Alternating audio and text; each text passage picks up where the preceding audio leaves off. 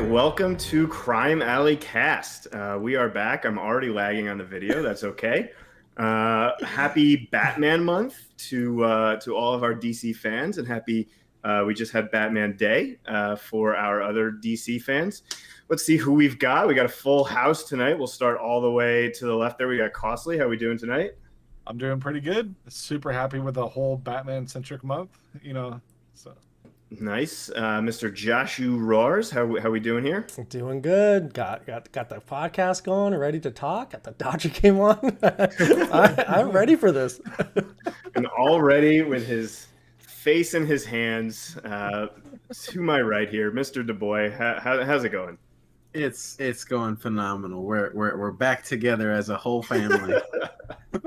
Yeah, been a couple weeks. We had an interesting couple weeks where some of us didn't have power, some of us are about to have kids, we got new pets, we got a lot going on, so it's been tough to get together, but we are here, we are ready to move on.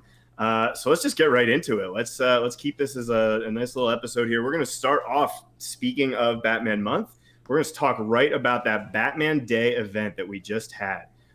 So we'll start with DCL today. For those of you that are, just kind of catching us, some of you for the first time just learned about us this month. We're going to do something a little bit different today in terms of some lists and stuff that we're going to talk about later. But for now, we are going to talk about the in-game DC Legends stuff. So let's talk about this Batman Day event.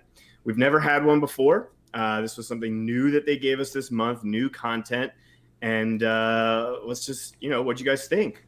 We just had it. I think it just ended yesterday in terms of when this podcast will go. So who wants to start? What do we think? Hey, DaBoy, why don't you go first? Yeah, let him go.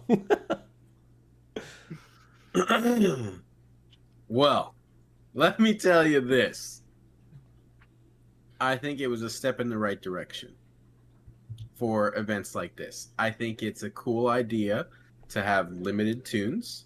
I think that 98% of the event was pretty easy until the stupid one-shot jokers at the end of the last node that take, I guess you could strategize against it with your bringing Batman Beyond or whatever, but I was taken aback, and for 5 Jace shards, it's not really worth trying it again. Like, it just wasn't worth that last node there. I do think the rewards could be tuned up a little bit. I said it on stream. I think it's kind of dumb to put a character like Jace in there with not enough shards to unlock him while giving the amount of shards for other characters that would have unlocked Jace. So they gave 30 or 25 shards of Ivy or someone, I don't know. Mr. Freeze was one of them too, yeah. Yeah, they gave 25 or 30 shards, but they gave you 10 Jace shards if you beat all the nodes. 15 if you beat it. Okay. Some of us might not have. Which is still wow, okay. Which is still Wait. DaBoy, did you not beat it? Oh, I didn't play it again because I'm not playing it again for 5 J shards. Oh my god. If it was like, hey, here's 20 J shards, probably would have done it. Because then I could have unlocked the character. You could have unlocked him. So as much as I want to clown on DaBoy for just not finishing the rest, I do agree with him though. Yeah, That's not a lot of shards. It's kind of Yeah. like you 25 shards is nothing today in the DCL economy of shards today. 25 is literally like 25 cents. Well, it's like It's nothing. what they probably It's like should have finding a done. quarter in a freaking gutter. Here's 25 shards. Yeah. Like Well, what they finding a lucky probably should penny. have Here's 25 shards. Like, come on. what they But probably should have but done was, instead of it being Jace as the reward, is he's this month's character and everything. It's going to be like a Batman Day event. If they gave out CC shards, everybody'd be mad because everybody's got more than enough CC shards. So give out some like World's Greatest Detective, but you still want to do Batman. You know what I mean? He's Well, like the more rare of the Batman, and it's I'm like fine with it being the siege too, because it's kind of another way. Because, like I said on stream, not everybody plays siege every day, right? yeah, that's true. Yeah. And just a way for I don't play everyone. Siege. I know there's been 4 days this month where I've woke up and I'm like, oh, I'm at 15 out of 15. Crap.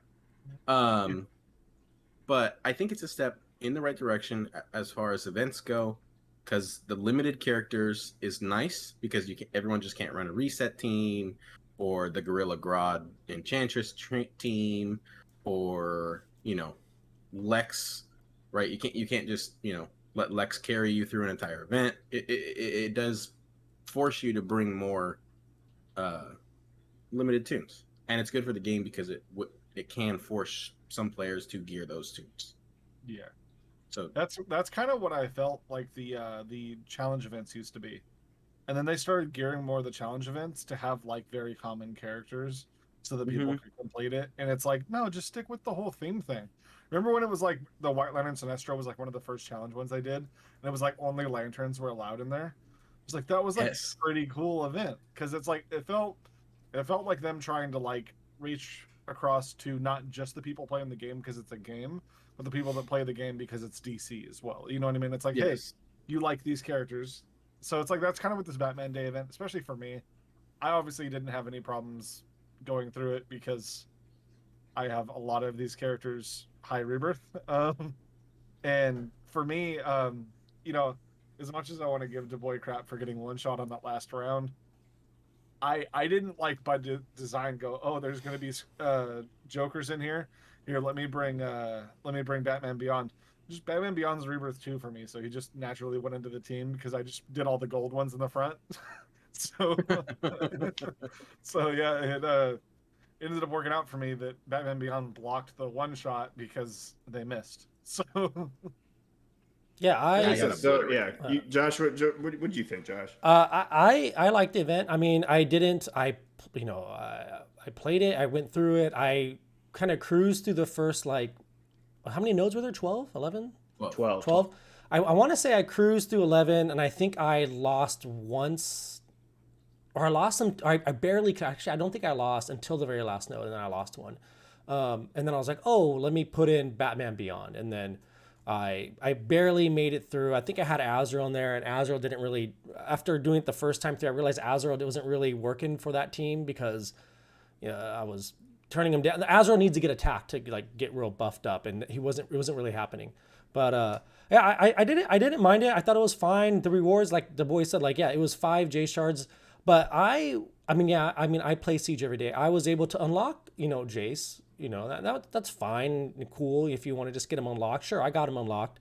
But I'm just thinking like kind of like what DaBoy said, like, oh, it's fun to do these, like character limited events, these themed events or whatever. And it was fun. It was harder than your normal event just because your roster's so limited. But I wonder how would you feel if they did these events like this with other themes and whatnot, but it became a new monthly thing. Like, what if this is them testing out a new themed monthly event where they're gonna and then you get one rebirth crystal when you run through it. Like one rebirth crystal did seem a little low, but I mean if they're knocking it out, if they're giving you every month, like I mean I had no complaints really over the event. here's what I would say to that: the one rebirth crystal. If you're gonna do an event that gives you 6 in the nightmare event, It's just hard. It's a harder event. it's a harder event, but you get 6, right? and then you get 5 for logging in. You're now at an odd number of 11. So Have this new monthly event give 4. I was actually gonna say that. I mean, would yeah, agree with that. I could see that for sure, but then I think like, okay, I wonder how many, because if you're not G11 or G10s, I mean, I saw a video, I think the WRL posted a thing where like, oh, they had a G6 clear the nightmare event or something. So I mean, it's possible. Just through node 11. Yeah. But Yeah. Okay. So, they're missing out on some of the rebirth crystals, but I think with this Batman event, I mean, I guess if you're kind of low, I don't know how the lower gear players do. Cause I mean, they do bop in the end there. Like they're hitting pretty hard. So I'm wondering how, like, did more people clear that than they cleared the nightmare event? I'm wondering, because I do think the nightmare event was definitely harder than this event. I think for sure it's harder. It's just this is harder because of your roster limitations. So I think if you have all of the toons geared to whatever you play at, I think you can get through. I don't know. I'm not sure. See, I Real wouldn't quick. mind. Okay, go for it. Or you go first and then come back to me. Okay. I was gonna say I agree with DaBoy's like 4 rebirth crystal thing, because then it's like for the people that push all the way through raids, or even if they wanted to make it 2 rebirth crystals, right? And then it's like with the 3 from raids, that gives you enough for you get 15, and then if you push all the way to the last node, you get 2 rebirths a month.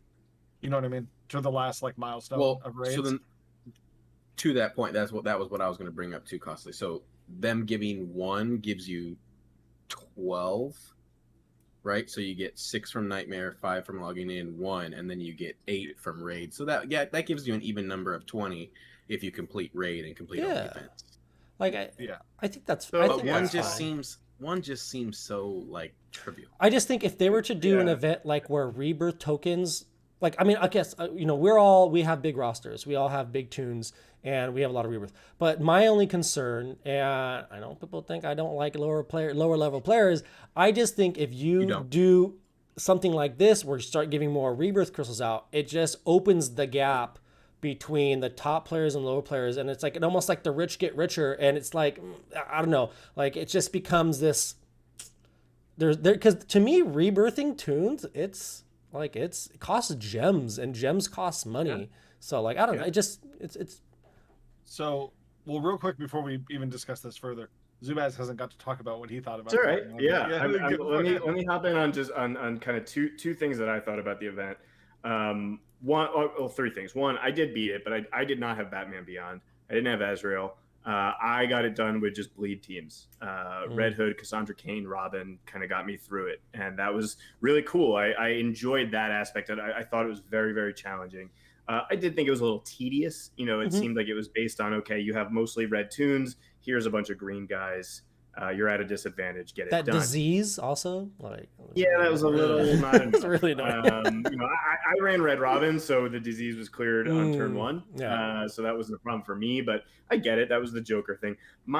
In terms of the rewards, I actually, I agree. Of course, everybody's going to say I believe there could be more rewards. Mm-hmm. My issue with the rewards is not necessarily like, oh, they weren't enough. It's that they weren't enough in relation to the cost, which like final node 12 is 60 energy. It's the same cost as the nightmare event. Exactly. Mm-hmm. And that's where I was going with that, is like, you get way bigger rewards in the nightmare event. And these jokers at the end, they were bopping just as hard as the nightmare. You had one shot. If they hit you, you're dead.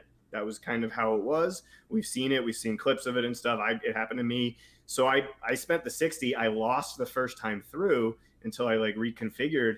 And I was like, oh man, I got to spend another 60 shards. So now I'm doing 120 energy to get 5 Jace shards. Yeah. That's kind of where it lost me. Yeah, I could see that. Yeah.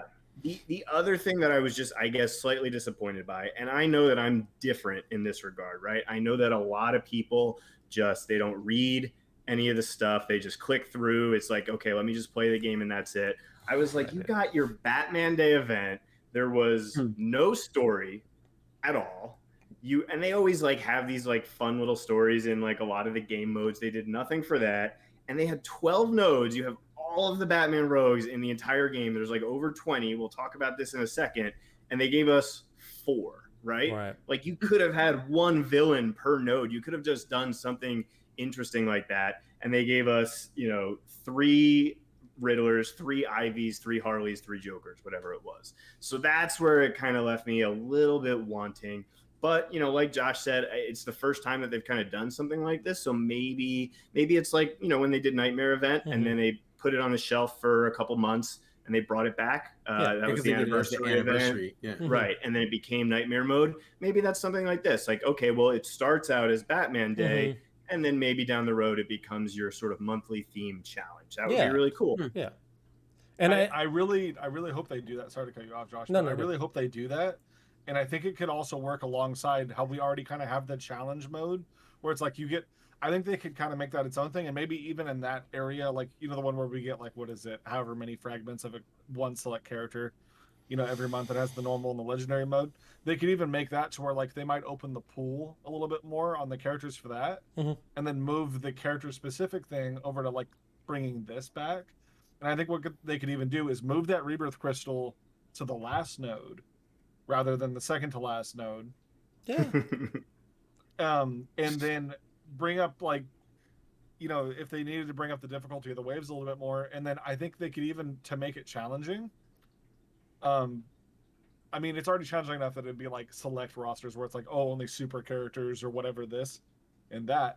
But so that, because eventually you're only going to go through so many things where it's like Lanterns, Batman, Super Aqua, Titans, Villains, Justice League, Amazon. There's a lot of affiliations. At a certain point, if they did it a monthly thing, you're going to come back around to where you're going to need to do Batman. Well, they only need 12, really. 12 themes. Yeah. So, here, let me pitch the rest of this real quick. So the way that they could do this is like, how like this time it was Joker applies disease. They could do something new like that every time it came back around to being the same theme.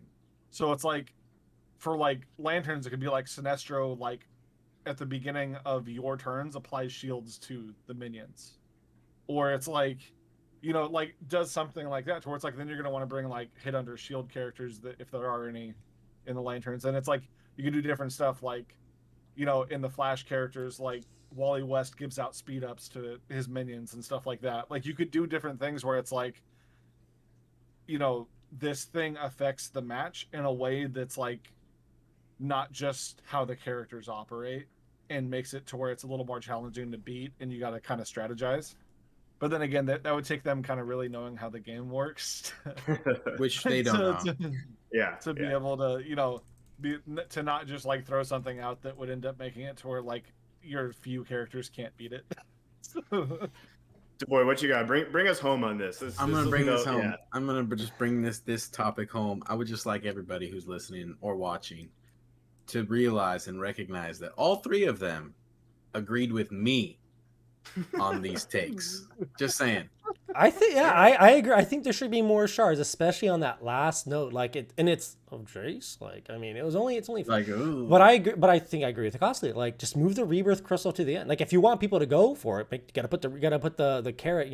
At the end. It has to be on the last node. Well, you have to keep in mind, not everybody beat the last node. Yeah, not everyone did. Yeah.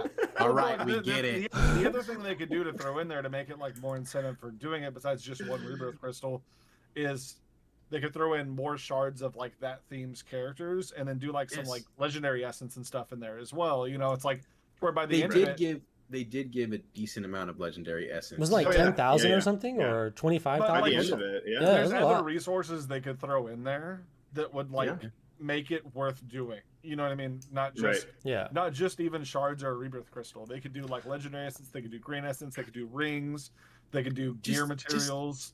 Just get it to unlock the character. Give them enough to unlock the character, because then, like, there's people that want the character and they want to have them ready to go the day that it's ready, but they can't spend the gear on the character until the pack comes out or until Siege is over. Like, let them unlock it and level up the character.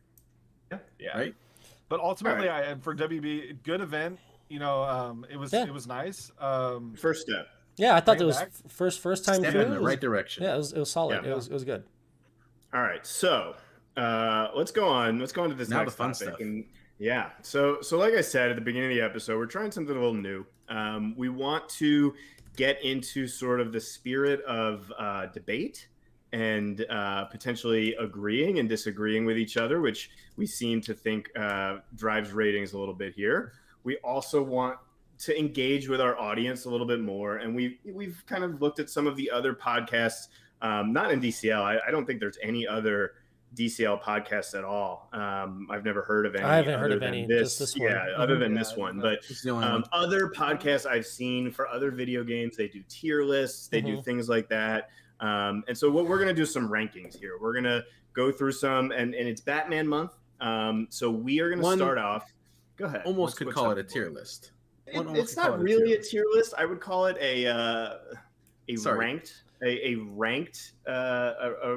ranked list. Well, this this tier list was your idea. This is a Zubaz idea. Absolutely not my idea. I know what you're talking about. Let me just tell the audience a little bit about how our methodology here, how we arrived at this list, because what we're going to present to you is sort of the overall Crime Alley list. What we did, we had every single one of us, all four of us, put together our top 10 in each particular category. We're going to start with the Batman villains specifically in game, specifically in DC Comics Legends, the game. And then we're going to do a top rankings of all of the villains across all media, comic books, movies, cartoons, everything like that. We're going to start with the in-game. We had everybody rank them. I then tabulated the scores. If you put that toon in first place, they got 10 points. Second place got 9 points, all the way down to 10th place getting 1 point. And we just added them up across the board. So a perfect score would be 40 points. You know, the lowest score you could get is 0 because there's more villains than we had spots available. So that's what it's going to be. The other interesting thing as we're going along here is these other three guys, they don't know the results. They're going to kind of find them out as we go. I didn't know there was this whole scoring going on either. Yeah, well, we have to figure out the rankings somehow. We're not just gonna I'm not gonna say like, oh, 7, what'd you have for 7? What'd you have for 7? No, we've got our list, and everybody's gonna agree or disagree with how high things are. What I'll hint a little bit here. I'll say that the villains in game, less controversial, less disagreement than our preferences across all media. So that being said, we're gonna do a top 7. We'll start off with these in-games. The reason we're doing a top 7 for the Batman villains in-game is there was kind of a clear demarcation line. 7 and above, like the 7th place toon got 17 points. The 8th place toon got only 8 points. Yeah. So there was a big gap between those two. So it makes sense for us to talk a little bit about each of the top 7 toons. As we go through them, I'm going to reveal them. I'll kind of ask a little bit about each one. We're not going to go into much detail here. We'll kind of pass the mic around and say, okay, who thinks they should be higher or lower? Are you astounded that they're even on the list? That sort of thing. What we'll do before we get into that 7th place toon, let me just do honorable mention. These are toons that had 8 points, 8 points, and 7 points. They just kind of missed the list here. Poison Ivy with 7 points, honorable mention. Deadshot Suicide Squad, 8 points, honorable mention. And much to M4's chagrin, Lady Shiva, only 8 points. So she is not in our top 7. In the DCL toons? In the Batman? In the DCL villain toons. All right, so we know which 2 Jokers voted her out. Well, so that being said, let's get into number 7. Number 7 is he's a Batman villain. He's been around for a lot longer. He originally started out as an Alan Scott villain, and then he has kind of crossed over. He's now sort of omnipresent villain across the DC universe. That is Mr. Solomon Grundy in at 7. He's got 17 points. Solomon Grundy. Josh, what are your thoughts on Grundy? I like Grundy. I think I'm trying to remember my list. I really don't remember. I made my list in. You had Grundy in the 4th or 5th spot. 5th spot. It looks like. Okay. Yeah, 5th spot. Yeah, so I like Grundy. I think he's really strong, really good. He's such a beefcake, you know. He's so big and just so strong. Like he's a good tank and he does some good damage. And he's saved me in a few siege matches where I needed someone to just absorb, and he does that. You know, like it's. So I like Grundy. I don't know. He's in the 7th. 7th. Oh my Costly or DaBoy, any thoughts on if he's too high, too low? Just real quick on him. I ranked him at 6, so 7 is perfectly fine with me. Yeah, I also had him at 6, so 7 works Wait. for me because What is yeah, Wait, I Josh think is like- I think he's one of the best turn zero taunters, especially in the blue category. So I mean, I guess I had him at It- 5. It's not that much different than 6. so I think he's really good. So- He can put out some solid damage and he can soak up quite a bit of damage too. So That means that Zubaz had him at like 7 or 8. I had him at 10. Okay.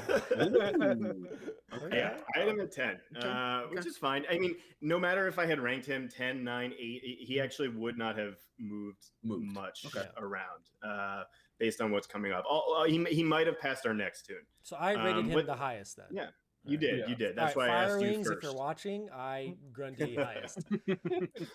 All right, so we'll get into number 6 here. Number 6 is kind of a classic Batman rogue, one of the more thematic ones, and that is Mr. Victor Freeze. Or He got Fries. 8 or Fries if you never understood that naming system. So he had 18 points, so he was just 1 ahead of Grundy. Let me go to Costly on this because out of the whole group, you had him ranked the highest. You had him as your, I think, 4th place tune. So what do you like about Freeze and now knowing that he's in the 6th spot? so I obviously would think he should be a little bit higher. I think he has a really good, just solid kit. It sucks that he's not a turn zero taunter. That's like his big downfall. But as Josh can attest from Siege's a while back, that 4 random speed downs in the beginning of the match can really just throw you for a loop. And mine, I'm a little biased here because mine's also at RB4, so mine's pretty tanky. Like he can survive a lot of stuff, like even like Spectre, and like he just sits right through it and then returns speed downs to you for it. So he doesn't retaliate, but I mean, like once you get to his turn, you can really manipulate turn meters and get some speed downs out there and do some stuff that a lot of people don't pay too much attention to speed downs and don't realize how much it's affecting your turn meter in the background until it happens to you and you're like, wait, Black Flash should be going right now. Oh no, he just died. Like, so, Josh, Boy, Josh you saw had the sorry, effects of speed downs on a tune today in the Siege match where it took him forever. Oh my goodness, I did. I was like, what are you talking about? Anyway, sorry, sidetrack. I had him the lowest, Okay. I'm sure. You had him the lowest, yeah, DaBoy. You, Yeah, you I'm had him sure at it is. 9. I'm sure I had him the lowest. Let's hop right into the next one then. He's a rework tune this month, which we'll talk a little bit about that rework.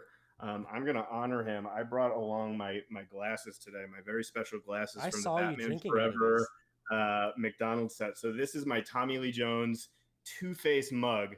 In at number 5 is our reworked Two-Face. 5? I knew Josh was going to be very upset about ridiculous. Two-Face in at 5 because he's been bopping with him in Siege. Let's go to Josh, Who who had him ranked 2, I believe. Yeah, 2. Who voted him that low? Just tell me right now. I need names. Let's see. Nobody else had him in their top 5.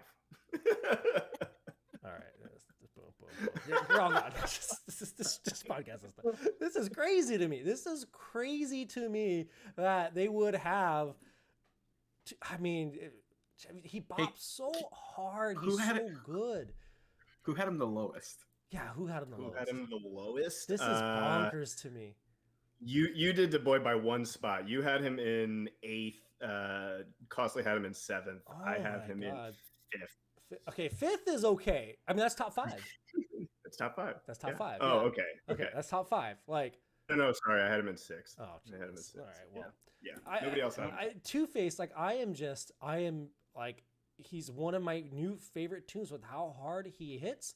Like, I mean, I say this all the time. He works so well with Lex. Again, I will say though, you do like he's best with when he's Harvey. He's best when he's Harvey. But when he's Harvey and you got Lex lead, because why wouldn't you have a Lex lead? He's super farmable. Because Lex makes all tunes better. Yeah, he makes a lot of tunes Lex better. carries bad tunes. Like you got Two-Face coming in, reaping the benefits from Lex with on his basic buffs, his AoE buffs. Like he gets against like who's the big I mean, you know what?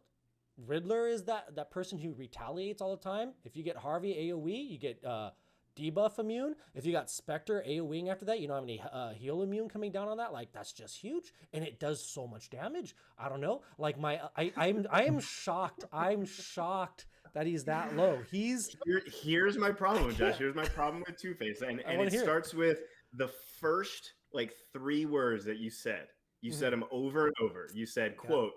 If he's Harvey, and it's not okay. That's the problem. But here's the thing: Harvey. You don't know when he's going to be Harvey. You can't get him to be Harvey. It is true. It is, and you know what? I think that I get frustrated when I'm trying to do Siege and I need him to switch to Harvey, but when he's Two-Face, it's still not that bad. Like I for some weird reason they geared his kit to be like evasion. It allows the team to get around evasion toons, which is fine. Like and it works. Like I've had Harvey plenty of times go up against a Harley Quinn. It's Harvey's turn. At the end of his turn, he puts 4 evasion downs on Harley. Boom, Harley is now you can easily deal with her.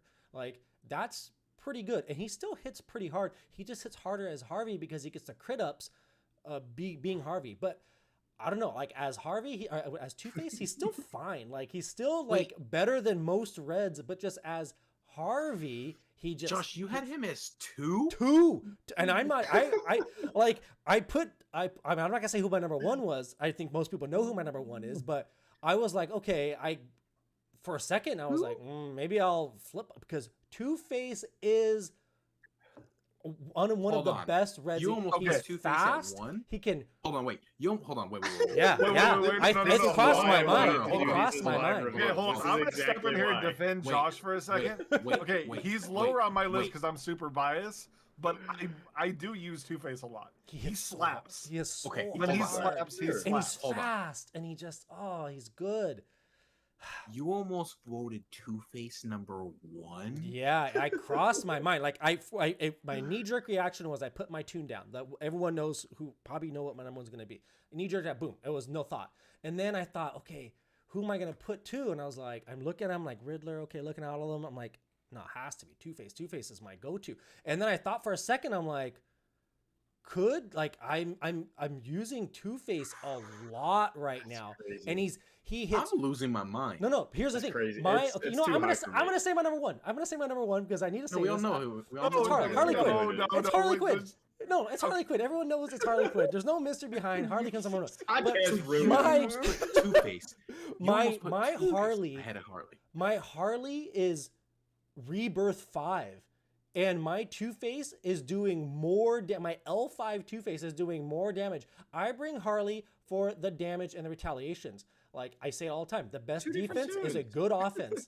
The best defense is a good offense, and if you want to have a strong defense, you wipe out all the characters, and Two-Face does that. I'm saying I'm shocked that Two-Face is slow. I still have Harley as number 1, but I'm just saying Two-Face is really good, really, really good. Like if you don't have Two-Face, gear him up. You'll be surprised how hard he hits. I would say they did a great job with his rework. They did do a really good job with his rework. Yeah.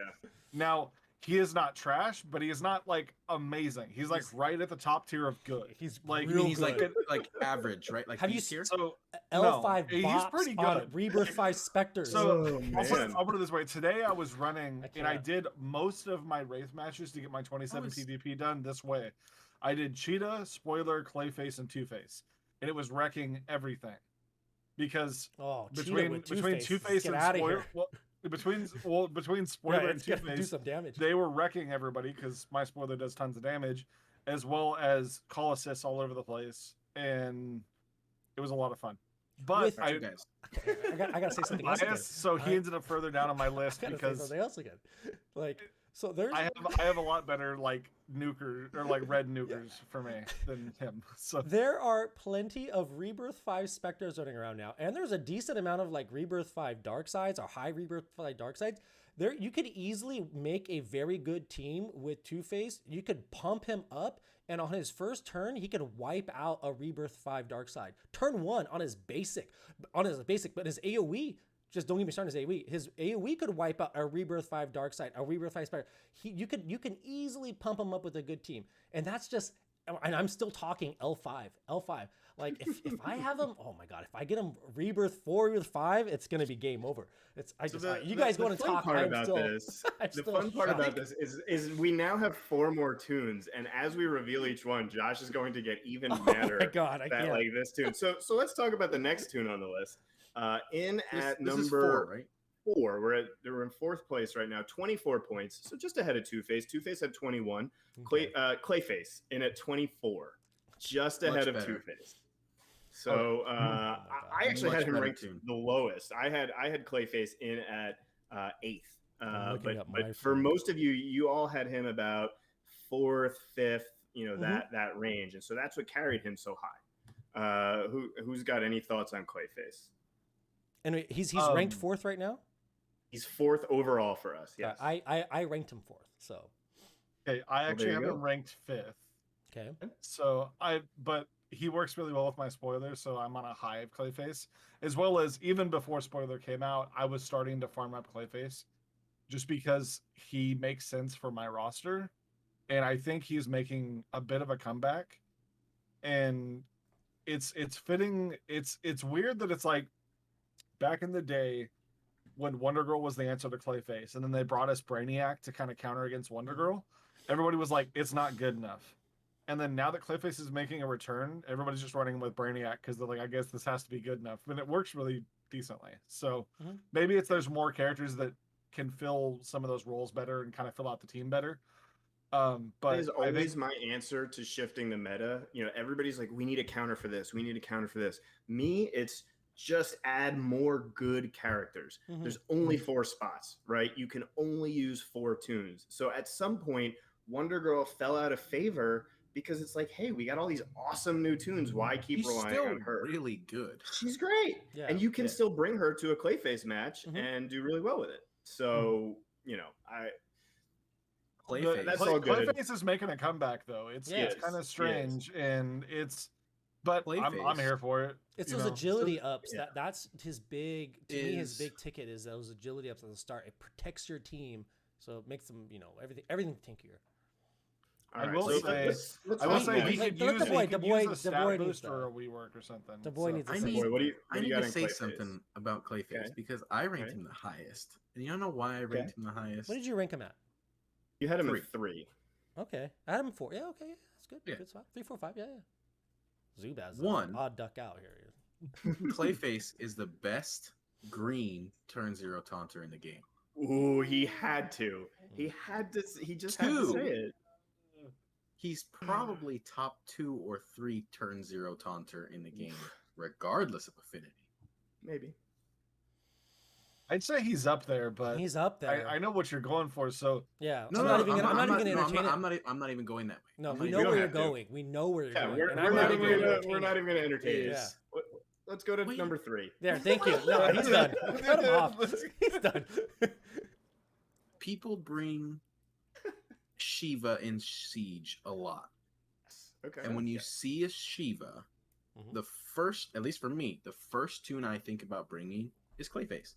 Because those agility ups on my blues prevent them from getting even a potential one-shot from even an RB5 Shiva.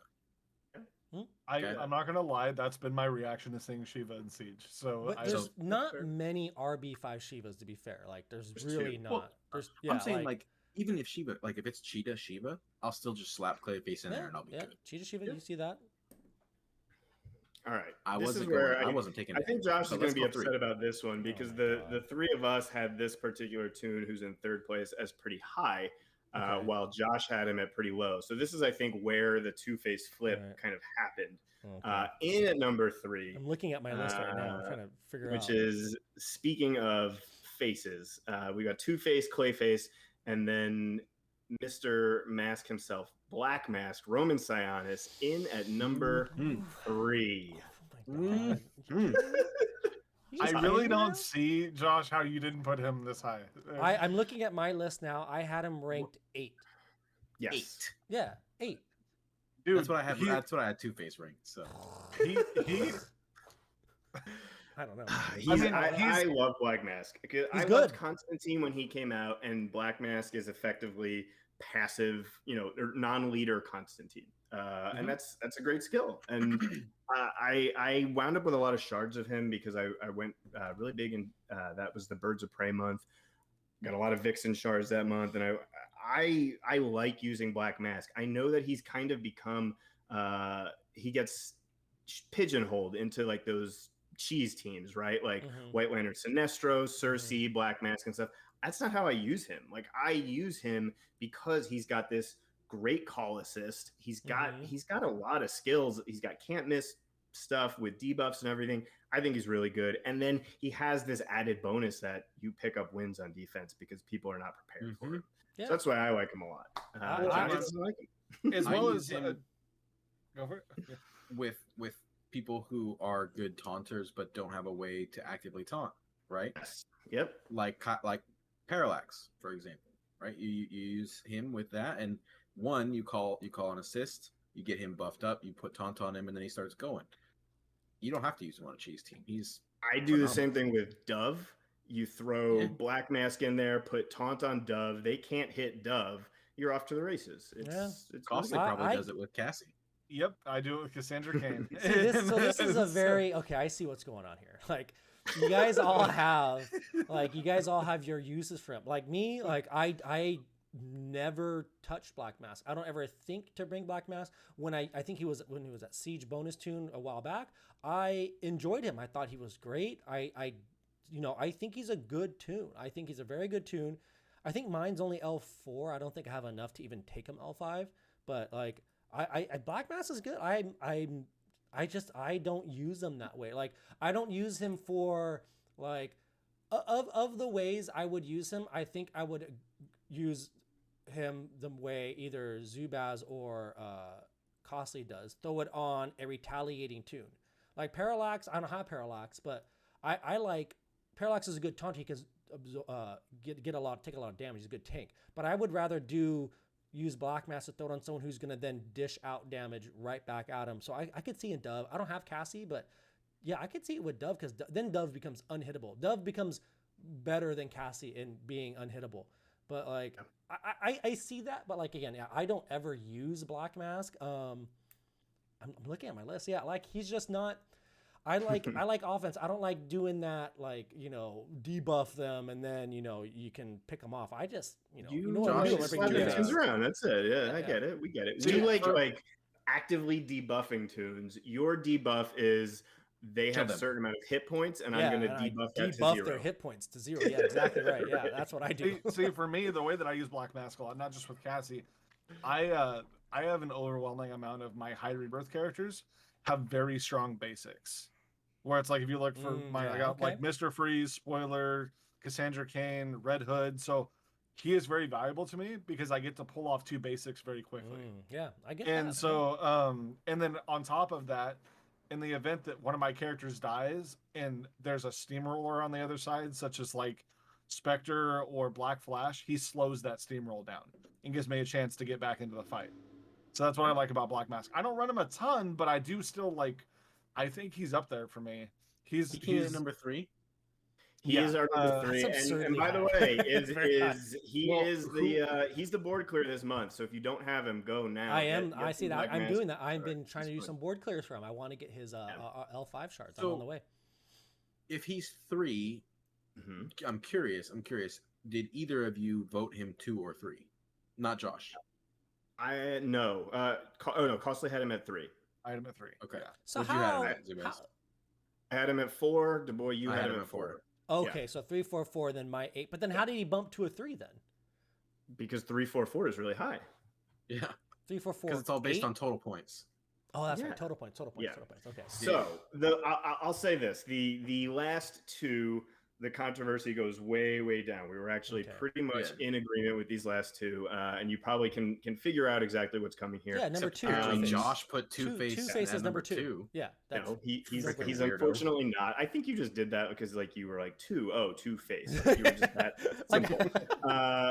No, in at 2, he's on my headband. He is our other rework of the month. We've got Riddler. He had 35 points, so pretty close to perfect up there. His rankings were 2, 3, 2, and 2. Thoughts on the big Riddler rework this month? He's Good. phenomenal. Yeah. Real great. He's insane. Like he's somebody you have to watch out for every time you see him. I see him on the other side, and I'm like, okay. Oh, look, I love how many people are running him behind Martian Manhunter though. I just love it because I'm like, oh, cool. Yeah, that's bad. That's bad. Yeah. But he's a better Black Flash counter than the toon that was created to be a Black Flash counter.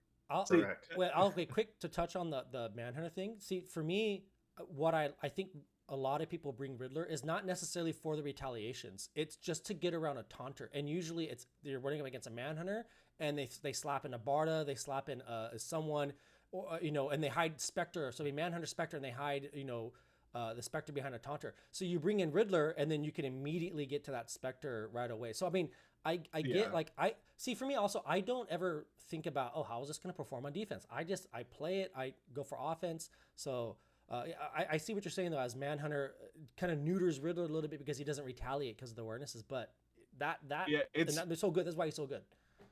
For me, why I think it's so funny is for me because I have an RB5 Cheetah. When it comes down to where it's like, oh, you need speed, I almost never pick Martian Manhunter. If I could see like my stats inside the game, it would literally be like 99% of the time I choose Cheetah. Like I hardly ever use Martian Manhunter. And so for me, it's just like whenever I see the other side and it's like, oh, I got to face speed with a like speed Black Flash counter.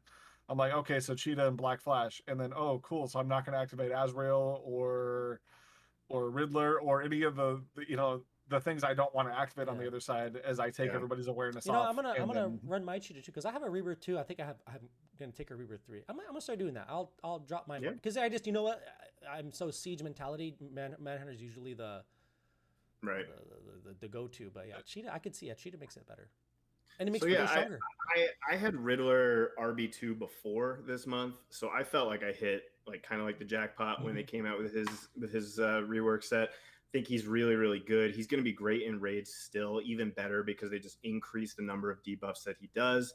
And so, to everybody's point about, Martian Manhunter, Enchantress, those kinds of toons kind of crippling him, he has brought my Aquaman back into relevance. Like I've been sitting on an RB3 Aquaman and not always using him that much.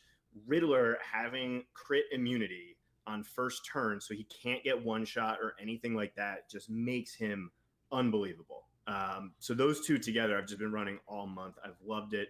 Super excited about that.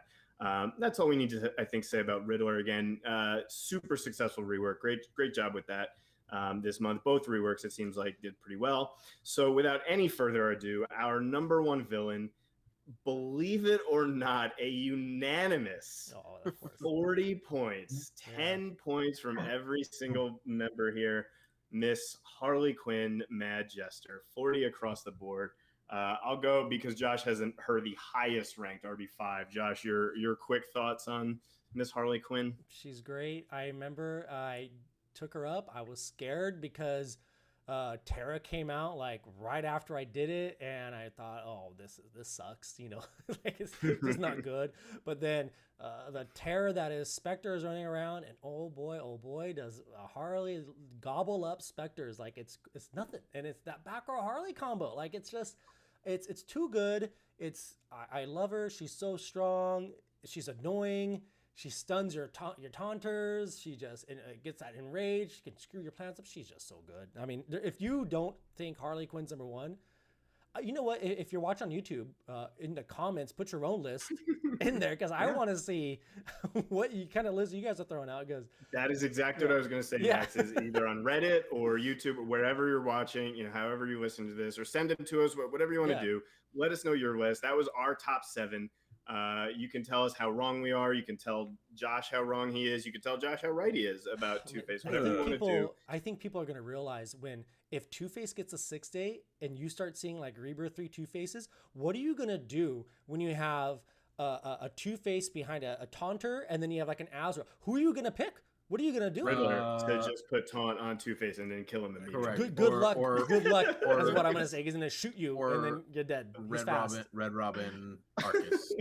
Sure, yeah, of course. There's that there, but I'm just saying, in Siege, it's gonna be like, I'm just saying, like Two-Face. You guys, I feel like I can tell you right now, DaBoy has probably never used Two-Face in his life. Does he have him geared up? Do you have Two-Face geared up? Answer the question. Does he have him geared up? He shouldn't be allowed to vote. We don't have to answer these. We do not have to answer these questions. We will not be subject to this scrutiny. I will say real quick on Harley, it says something when you have the most counters out of any toon in the entire game. Oh yeah, and you're still this impressive. So, they gave us Starfire. They gave us Terra. They gave us all Owlman. All these cameos to Zod, everybody, and then still on probably 8 out of 10 teams when I go through Wraith now. It's crazy. So many. Absolutely crazy. All right. So as you guys know, we like to cover not just the game here. We like to talk about DC at large, have a little fun with it. So we're going to do that same exact thing that we just did, but now we're talking about all the Batman villains across all media. So if you're watching this or listening to this, whatever it is, I asked these guys to include everything: comic books, movies, the animated shows, cartoons, TV shows, anything that you can think of, any media that you could think of. We did the same thing. We ranked them the same way. I gave them point values the same exact way. We're going to do a top 7 again. The only difference is this time the top 7 has a lot more because there was a bunch of ties. There wasn't any ties at all, and then somebody changed their list literally 15 minutes before we started recording, and it created some issues. Don't at me. I said okay. I said don't. I didn't add anybody. I just said somebody. So I want to do the honorable mention. This will 10 points is where we're starting with honorable mention. This particular villain only appeared on 2 of our lists, but in the same spot on both of our lists. We both had this individual villain. Well, I'll say she. We both had her ranked 5. And there's a good chance that DaBoy and Josh might not even know who she is. We'll see. But so in just that honorable mention with 10 points is Phantasm, Andrea Beaumont. Yeah, I know who that is. Yeah. Okay, all right, maybe. Look at DaBoy. DaBoy's like, I have no idea what that is. I know who it is, but she's not on my list. Yeah, that's fine. We won't spend much time. I just personally love Phantasm. Seeing Mask of the Phantasm in theaters was one of my formative moments in terms of falling in love with Batman. And I thought they did a great job with her as a villain. And now, for those of you that don't know, if you loved that Mask of the Phantasm movie back in the early 90s, she is now in canon. The recent Tom Taylor Batman Catwoman series. Ooh. She's the main villain in that. So she's officially in the DC universe, which is awesome. DaBoy, you had a hand raised. Yeah, the moment has passed. I have a quick thing to say about Mark of the Phantasm. I watched it recently. Well, not that recent, but recent. Is this a spinoff of Phantom of the Opera? Oh, here we go. This is he thought the moment did pass. It did, and then he came back. Yeah, and then he tried. And then I came back to it. Yeah, he came back to. And you all smiled. So I remember watching it and watching the movie. Yeah, because it was basically the animated series format. Like it was.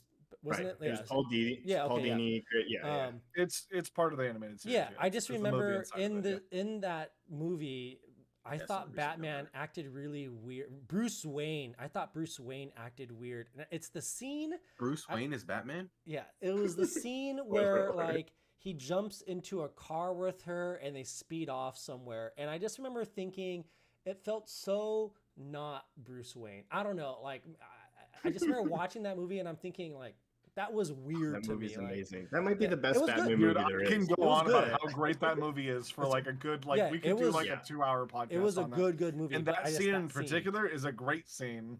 It was just that scene. That scene is seeing something that you almost never see, which is Bruce Wayne actually being able to fall in love and then realizing that he can't have it. That's what that movie. That scene was weird. Brought a tear to my eye. All right, let's get into the rankings. So now we're getting into our honorable mentions. There's no other honorable mentions. Those are the only toons. The honorable mention, my cutoff was double digits, right? So everybody below 10 points is not honorably mentioned. For those of you at home that are wondering who did not make the cut, Penguin, Catwoman, Hush, Black Mask, and Talia al Ghul all did not make the cut whatsoever. So let's get into our top 7 now. Our 7th spot is a 3-way tie. All these characters, I should say, they're not toons anymore. All these characters had 13 points. We'll just talk about them briefly, and yeah, we'll just kind of share memories, like our favorite moments from whatever media. In no particular order, for 7th place, I've got Scarecrow. Any thoughts on Scarecrow? Scarecrow currently in the Titans At 7? At 7, yeah, tied for 7. I'll say who he's tied with. Scarecrow is tied with. Ooh, did I ruin this? Like Ra's al Ghul and or Ra's al Ghul, and Miss Harley Quinn, our number 1 toon. So Harley, Scarecrow, and Ra's are all tied for 7th. Hang on. Did you all smoke before you did these things? Because I had Scarecrow on my list, and then minutes before took him off my list. Completely took him off, and you dropped him substantially. Yeah. Okay. So I shook it up a little. Okay. See, for me, Scarecrow. Scarecrow? Yeah. Is your disbelief that he's too high or too low, DaBoy? Too low. Ooh, I don't know about that. He's okay. Like, yeah, he's cool. He's still literally a scarecrow. Okay, DaBoy, why do you think he should be higher? He's just looking like he doesn't even know. Okay, DaBoy had him at 4. I had Scarecrow at 5. I had him at 4. Okay. So for me, gosh, I'm with you. I didn't have him on the list. So in the Batman Arkham games, he's great. In the first Nolan movie, he's great. Literally the origin of Batman. And I think Scarecrow stories, and right now the whole Fear State thing going on in current comics is pretty interesting. There's a lot of stories I like with Scarecrow. Now he's not my most he's at 5 for me, so he's definitely not like my favorite Batman villain. But I think he's up there. He's a dork. Scarecrow right? is in more of the besides the two big popular whatever mainstream Batman villains, who apparently also is ranked 7. But he appears in more. Oh, just wait. This list goes off the rails. You'll see. Oh my god. Okay, Scarecrow, think about it. Think about this. Scarecrow probably appears in more of the animated or live action shows and or movies than any other Batman villain besides Joker and Harley. Yeah. Okay. So how the hell is he 7? He's kind of a dork. He's a dork, right? He's a nerd psychiatrist that puts a burlap bag on his head. I think I've seen art, like I've seen iterations of him where he looks spooky, and I liked. I think that was originally when I had him on my list. I was thinking like, oh, I've seen pictures of him, and he looks spooky. Like that's about it. He crosses over into Blackest Night. Oh my god. I can't. But then I thought about, you know what's killing it for me a little bit on the Scarecrow is I love the show. I think it's great. I think the Titans. I don't really care for the Scarecrow and the Titans. I don't think he's that he's like really whatever. But go on. Okay, move on. See. All right. So tied with Scarecrow. We're gonna go through all of them briefly. Tied with Scarecrow, we'll say Ra's al Ghul or Ra's al Ghul, the head of the demon. Okay. Tied here with Scarecrow. I love. I like him a lot. I think that he has like an element of like grandeur that like a lot of the villains don't have, because he's this like, regal, he kind of overseeing this massive agency. I think he's good. I think he's hurt by some of his portrayals. I think he's kind of inconsistent, through comics and movies and that kind of thing. I don't know that they've known what to do with him, but I thought that when he came in kind of ranked 7th with Scarecrow, I thought that was like about appropriate. I was like, yeah, they're kind of tied with Harley. I'm gonna go ahead and go out on a limb here and say that probably me and Zubaz's lists look a little similar more than everybody else's.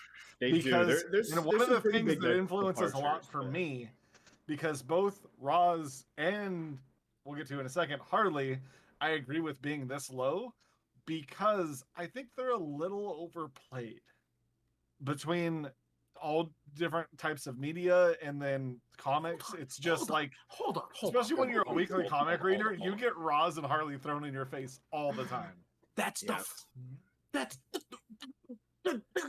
Boy, this Oh is my this God. isn't like I can't even talk, how dude. how I how can't even much they're talk. in the media. It's Yeah, how do you like it's them in their it's versions their in the media. ranks. Exactly. Yeah, Exactly. Harley's probably in more stuff than Joker. Again, it's not how much they're in the stuff. Oh my It's what God. you Exactly. like about them, Exactly. like their Exactly. portrayals.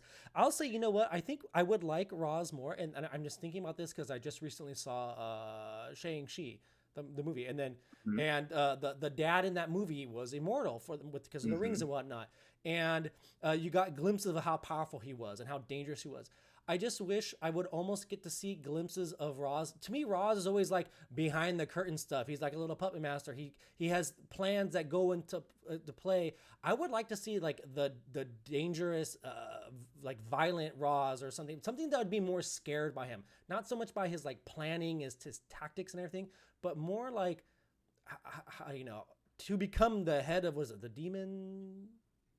Yeah, that's what The he is. demon- yeah. I think That's what his he's name a means. good Okay, yeah. villain. That's. He's I just think not the that's like. I best. think that'd be like. I would like him more if he was a little more. You know, he's old. He's an old man. Like, you know. And I'll say this, like Costly, like you actually did not have him on your list. I had him fourth. So we do depart a little bit. I had him 8.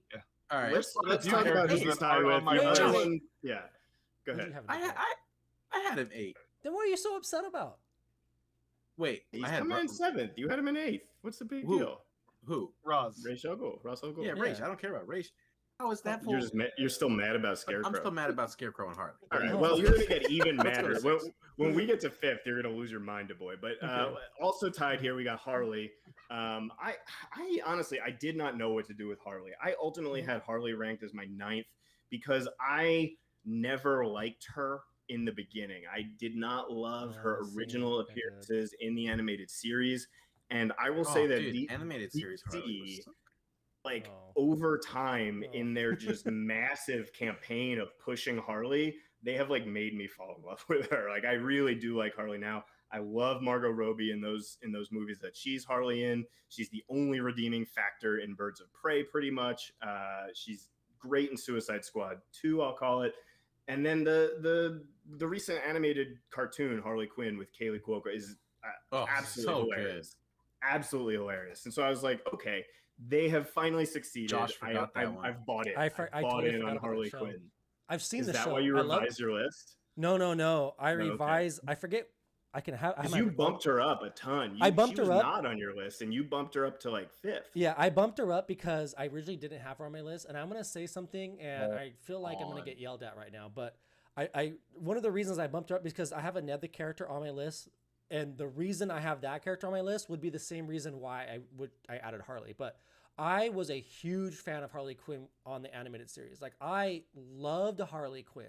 The animated series Harley is like my favorite Harley. Is like I like that. I like her as a sidekick a little bit. You know, I don't really care for the relationship between her and Joker. I think it's an abusive relationship. You know, like let's just throw that out there. But I do like, you know, she's in love with him. You know, that's the whole, you know, the whole type of abuse stuff going on. But I liked her acrobatics. I liked that she was a jester. I thought she was cool. I liked her agility. Like I remember watching the animated, and I always thought she was so cool. Like just so cool, and so cool in fact that when I was like ever how old I was, this is okay, I'm just throwing this out there. This is very personal. For Halloween, I was Harley Quinn. Wow, I was Harley Quinn. I dressed up as Harley Quinn, and I think my mom helped me make the costume of like the half thing, but I ended up just looking like a jester. Like everyone's like, "Oh, look at that cute little jester." I'm like, "Hey, I'm Harley Quinn." As a bonus for our Patreon subscribers this month, you will get full access to the pictures of Josh as Harley My mom Quinn. has that picture somewhere. But like, I thought she was so cool. And honestly, like because of Harley Quinn, I like when I play like fighting games, I like picking the women fighters more because they're agile and they're quick. Like that's all from Harley. I don't really care for like the Amanda Connor, Jimmy Palmiotti Harley. Like it's not my favorite. Yeah, I agree with that. And that kind of morphs a little bit into the movie Harleys. Like it's not my favorite version of Harley. So even though she's in the movies, and I do like Margot Robbie as Harley, like I like it. It's not, hashtag there's not less my of Harley. the gymnastic. Yes, and right? I think I've talked about that before, but like that's so I really like Batman animated series Harley. Like, and that's to me And new animated Harley. Yeah, and I really do like the one because it was so funny. But so they've just departed so much from that, and I get why they did. It makes sense for the character development. I totally understand why they did it, but I mean that's she has evolved. The relationship with Poison Ivy, I think, is outstanding. Has been really, really good for DC and everything. So that is part of why I eventually had her on my list. I initially didn't. I bumped her up a little bit because I think the evolution of that character over time has been one of the better aspects of DC over the last 20-25 years, I would say.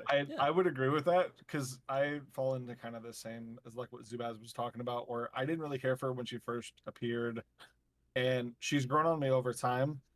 Again, to agree with Josh, I don't like the Amanda Connor, Jimmy Palmiotti stuff. I like Margot Robbie as the character, but like when she like I didn't really like her in Birds of Prey. I didn't really like the movie that much at all. But like, who did? And then it's like, but I liked the animated series, the new one, and so that's what made me starting to like her. Yeah. And then at that point, and then because she was like the other thing too was like I jumped in at New 52 in comics, and a lot of my list is going to be very influenced by comics because I read a lot of comics. So it's like even though there's all these movies and these shows and everything, they get like the lesser weight for me because I spend so much more time in the anime, or not the anime, but the comic universe. You know what I mean? Right. And so it's like I'm going to be thinking of the hero, or not the heroes, the villains in that light more. So for me with Harley Quinn, it's like it was almost kind of like what I was talking about with Ra's al Ghul, a little almost overplayed. She kept showing up and like being in stuff, and I was like, I would rather see a different character in this role and stuff like that. And then, but she eventually grew on me, and she didn't make it on my list. She's not even in my top 10, but Boy, just wait. The animated show is good. Yeah. And she's growing on me. I'll agree with I like what they're doing with her in the comics right now. She's becoming more of an anti-hero, and she's getting onto the Bat family and stuff.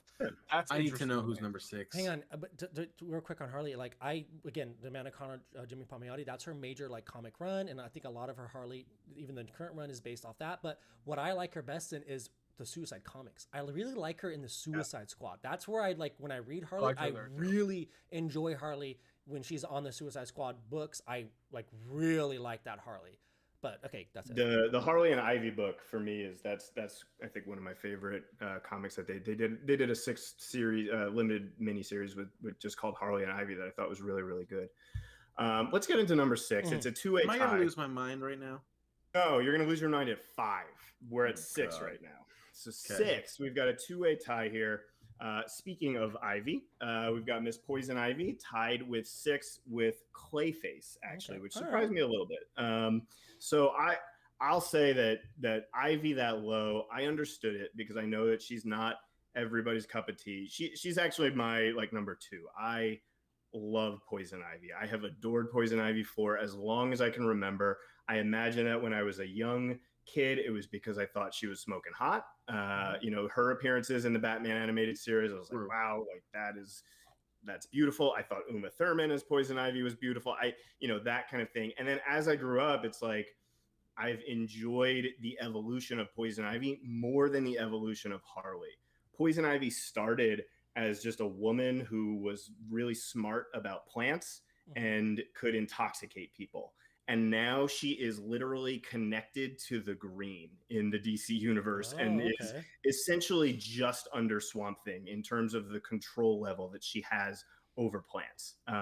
She's had a lot of really, really good comic book series, including her, she had another miniseries of her own, Life and Death or Life Cycle or something like that. That was really, really excellent. That was a good run. Yeah. So, really so she's had some really good moments. I've always been drawn to that character. I'm sure M4 is going to hear this and make fun of me and just say, oh yeah, Zubaz loves plants. There it is again. But I do love Poison Ivy.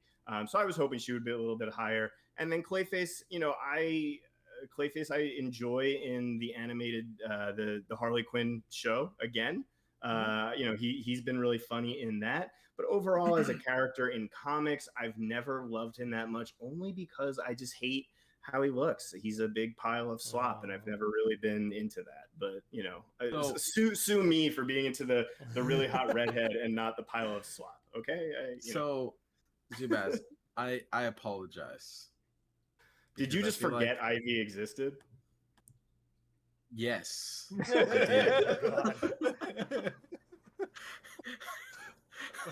I mean, I didn't, but I was like looking at like You're looking I at don't your know, list now and like, and I'm like, where the hell is Ivy?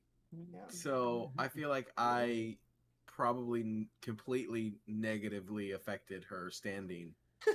I'm looking Because- at my list too right now, and Well, I didn't have either of those two in my list. oh wow, yikes! I But- mean, To like, be fair, this is a hard task, right? There's a Mhm. lot of villains. There's only Yeah. 10 spots. I get it. Yeah. I forgot about Ivy. That's yeah. I really love Ivy, and Ivy was my 10. So Yeah. I completely forgot about Ivy. I had I would Ivy have as way put Ivy over Hush. I had Anyways. Ivy at 7 on my list, and I really like. I think I think I like her because she's so powerful, and also like kind of what Zubaz like. She's beautiful. She's seductive. Like, you know, like it's and when she's I don't know like when she's I don't know like the art sometimes I really like sometimes how they do her art, and I think I just am drawn to the power of Ivy. But I'm looking at my list and I'm thinking like, why don't I have her higher? And I'm looking at some of the people I have, and there's one I think I could have. There's one I would like to change, but anyways. And then Clayface, you know, it's too late. But Clayface though, like, I think Clayface shot up the list for me purely because of James Tinian's Detective Comic run with Clayface. Oh, yes. And that was like, Yeah. I just remember the scene, like in the book, it was they kind of go recruit Clayface, and he's sitting there watching, I believe, one of his movies in the theater by himself, and he's just looking at how he used to be, and it's like heartbreaking. And I'm like, that's like, I don't know, I'm such a sucker for these bad guys that kind of have like a heartbreaking story. And to me, Clayface is that, and he wants to do good. Like, he's not necessarily like a bad guy. Like, he's just a guy that had something terrible happen to him. And so I loved just that whole run. And so that was what really made Clayface shoot up the list for me, is that comic run. Same thing for me. Clayface is my number 4. Yeah. And that's because of that Tinian. Oh, he's my number 4. That Tinian, the Tinian run, oh my gosh. It's one of my favorite runs. Yeah. It's For behind those me. that are It's wondering behind me why right now. in DCL why he's listed as Bat Family, it's because of that run where he like It's such eventually a good ingratiates run. himself Oh my God. with Batman like- and everything. What I love in that run is just like there was so much, and it's not to get on a different tangent, but it's the reason why I'm so frustrated with Tinian's current Batman run. But it's like he does so much with all the characters that he gets to play with in that run, where it's like the interaction between like Cass and Yeah, Clayface, him and Cassie, and like that it's relationship is just very good. Like, oh, it's so good. Mhm. Like I don't want, and it's like normally I'd be like spoiling the crap out of stuff that happens, but I don't want to because if you guys are interested in comics at all and haven't read anything, it's not even a bad idea to just start there. Oh, like the Rebirth Batman, you could totally just start there. You could start at I Rebirth do like Detective I do like Comics. Snyder's run though. Like, I do like Yeah, Snyder's run. but it's like Yeah. if you like the Bat Family, it's a good little place to jump in, and you get like a nice story. And Clayface's whole arc, he has a full solid arc in Yeah, there that is so good. Yeah. And so that's why he ends up at my number 4. And then Ivy for me, it's like I kind of like as to what Zubaz was saying. Growing up for me, it was like, oh, she's a very attractive redhead, and so it's like, and then it's like over time, like what they've turned her into, I've really enjoyed. Yeah. And so, and then I it's need to just know who me number in 5 general. is. Me in general, you can't really see the comics behind me right now, but if you ever take a look at what's normally up there, you'll notice there's quite a few redheads up there. So for me, that's where okay, Ivy yeah. ends up, higher up on my list. But she's only 10 on my list here because for me, I read so much Batman that even a top 10 is like really crunching things down for me. Yeah. So. All right, what's our next one? So we've got number 5 coming up now. At this point forward, there's no more ties, so we've got 5 more characters to talk about. Now for number 5, I'm getting ready to hang up. By the way, I would say for number 5, if you were happy up until now without any controversy, and you think that now is a nice place to end, just end the podcast here. But if you want to stick around for some bewildered faces, for some arguing, because we've got a real 2 versus 2 situation coming up, because this next character appeared either at the top or almost at the top of 2 of our lists, and then was entirely not on the other 2 lists. oh my god, In at number 5, number 5 is Joker, which the 5th best Batman villain of all time. All right. Okay. Okay. So I'm fine with that, actually. I'm not going to lose my mind as much as I thought. I think I already know why you. I mean, assuming DaBoy also put Joker up pretty high. yes, I put him at 3. A 3. I had him number 1, and I'm almost certain it's Zubaz and Costly who plummeted his score. Yes. Like, Yes. And there's also a very, very interesting thing here is the two people that didn't have him on his list are also weekly comic readers, and DC loves to push Joker. I So, get it. like, I get the whole Joker thing. Like, I mean, he's in everything. I get that, but like, I'm just thinking back to animated series. Like, I liked Joker in the animated series. I mean, again, it's a very toned, it's a very kiddie version of Joker, like what he is in the animated series. But like, I liked that Joker. I thought he was, it was Joker to me. And Mark Hamill is the only reason I even considered putting him on my list, was because of that version of the Joker. And then it wasn't until I started reading the comics that I realized Joker's insane. Like, he's a killer, he's a murderer, like he kills a lot of people. He's insane? Like, he's just crazy. And I'm thinking, like, because I read the Snyder runs, and Snyder's Joker was kind of like a weaved through the Snyder run a decent amount. And I liked the Joker there. And so, I mean, that's just from, the animated series and the comics, why I have number 1, but also because of The Dark Knight. Heath Ledger's Joker, I insanely loved that Joker. Like, I thought it was such a good, so that one bumped it up for me too.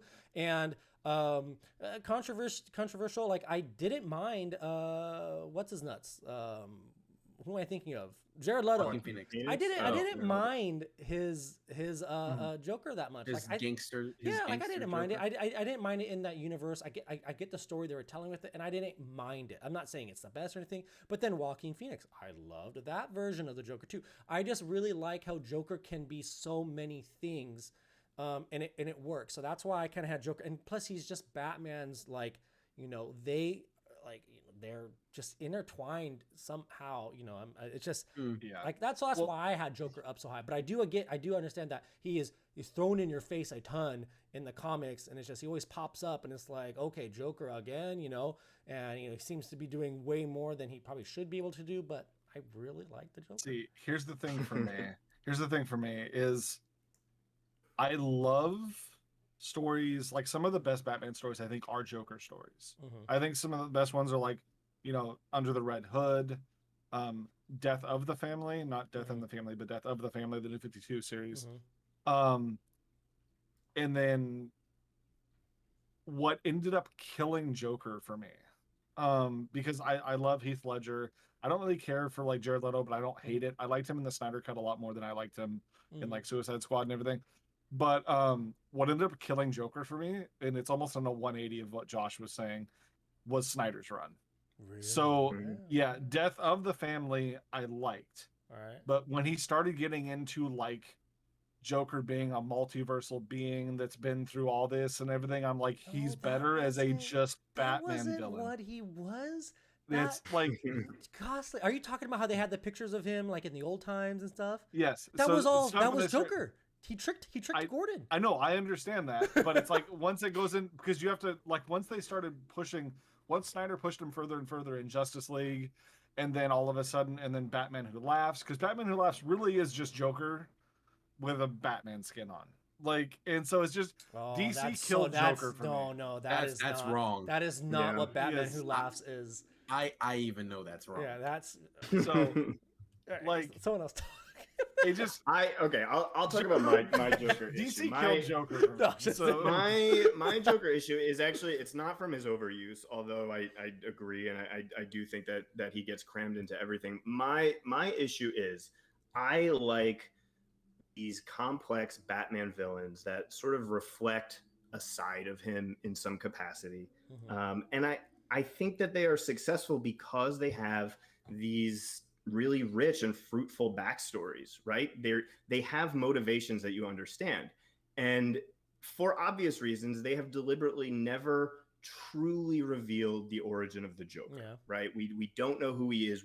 And because of that, I've never been able to connect with him as a villain, because I've never been like, okay, I understand the motivations here. The best villains for me are villains that make me think for a second, oh, maybe he's not 100% wrong. Maybe and for me, like Joker, I get what he does. He often just represents chaos, which, is the opposite side of Batman sort of wanting law and order. He represents anarchy. And I understand those concepts, but to me, I've just never been able to connect with this lack of motivation for it. I don't need to see where Joker grew up, but I would like some sort of formative things that inform what he does. And I think that is lacking in a lot of Joker stories and comics and stuff like that. So I listen, I love almost every actor that has portrayed Joker, starting with Cesar Romero, Jack Nicholson, Prince, all of those guys. I love those actors. I think they've done a great job with the role. But to me, the role itself, Heath Ledger was the only one to me where I didn't feel like the role was like limiting them, because they're just they're a clown. I don't know. That's so I agree what you're saying about not having, connecting, because that's why with Clayface, I like Clayface because he's not just a big blob running around, Right. Yeah. Let me redeem myself here for a second. Okay. Good luck. So I just want to clarify real quick. I don't hate Batman Who Laughs. I like Batman Who Laughs. I think he fell into the same thing that Joker falls into, of overuse immediately because he was popular. He was in metal, and then all of a sudden he started popping up in literally everything.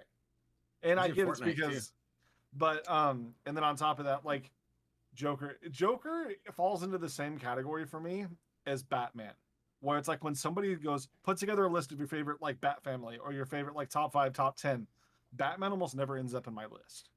And it's not because Batman's bad, it's because there's no Batman without Batman. It's I guess more or less for me, it's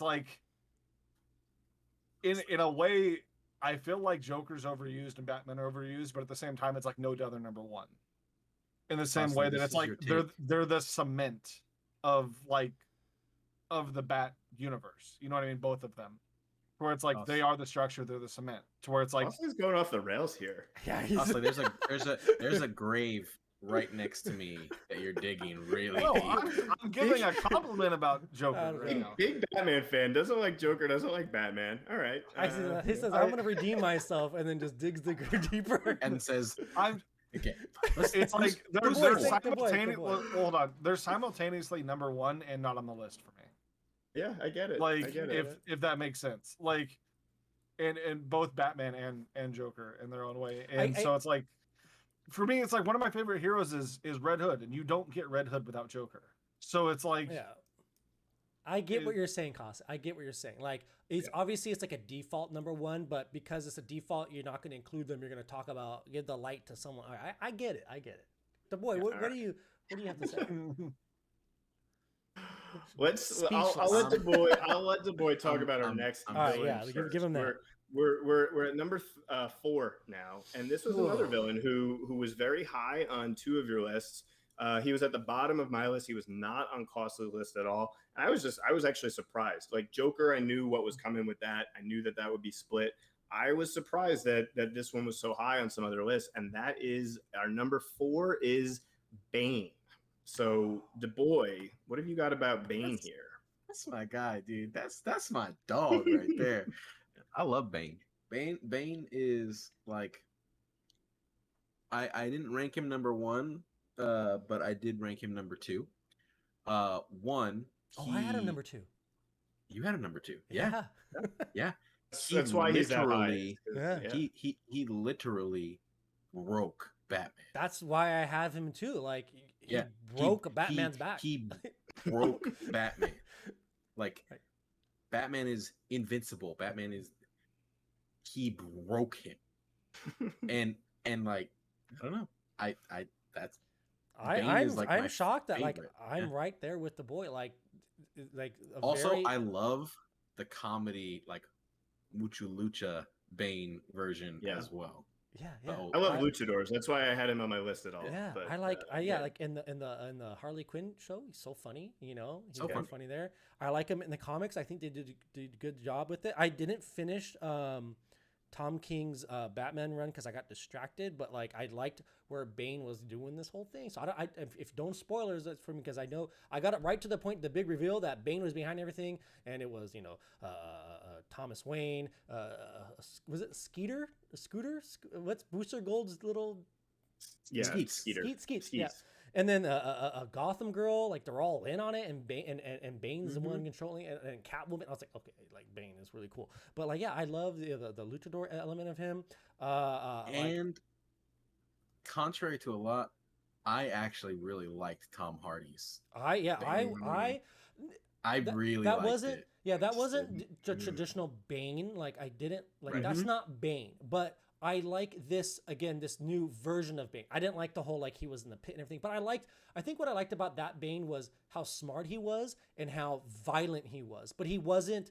I didn't really like his backstory. Like I didn't care for that Bane's backstory, but I liked how violent, how strong, how powerful, how smart. Those are the qualities that I think of when I think of Bane. And so the Tom Hardy Bane, that's where I liked. And I liked the way he talked. Like who doesn't like the way that everyone talked like the Bane after that movie came out. Dude, you think darkness is your ally? Come on, like that Right? was Come on. it. But I like Bane. I like Bane. I get it. Again, in terms of like motivations and stuff, I think Bane is on the lower end in terms of what exactly are his motivations. I like when they develop him. I like when they show his backstory with the prison. I like when he's got his own island. I like all that kind of stuff about Bane. I don't love a lot of his appearances in the movies.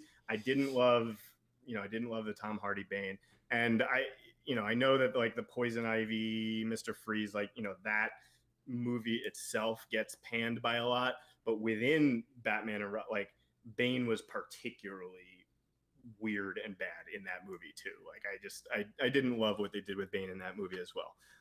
So that's why not a huge guy. DaBoy's got his King Shark hand up. What's up DaBoy? I just want to shout out Josh right now because Josh he's making me happy that he's you guys are on the same page for a lot of it. Yeah. It's funny that the 2v2 that you alluded to earlier, Zubaz, it really is happening.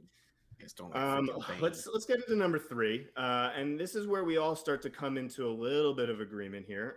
This was a guy who middle of my list, pretty high on Costly's list, middle of Josh's list, towards the bottom of DaBoy's list, but he was middling for all of us, and so that bumped him all the way up. And that is Mr. Freeze, in at number 3. So I don't know, totally Costly.